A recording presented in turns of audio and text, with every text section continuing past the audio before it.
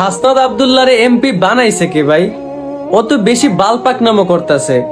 ওর কি এমপি হওয়ার যোগ্যতা আছে? আরে ভাই, ও কি জানে না এই দেশে এমপি হলে দুর্নীতি করা লাগে, জনগণের টাকা মাইরা খাওয়া লাগে। আর ও তো দেখতেছি আরো জনগণের সামনে সত্যটা তুইলা ধরতাছে। ও কি জানে না এই দেশে সত্যের কোনো দাম নাই?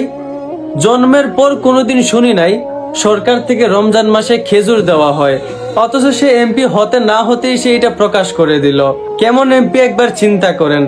আসলে ভাই, ওর এই দেশে এমপি হওয়ার যোগ্যতা নাই, কারণ এই দেশের মানুষ সত্যের মূল্য দেয় না। হাসনাত আব্দুল্লাহর মতো একজন এমপি আসলেই এই দেশের জন্য দরকার, কিন্তু এই দেশের মানুষগুলা বড় বেঈমান, স্বার্থপর।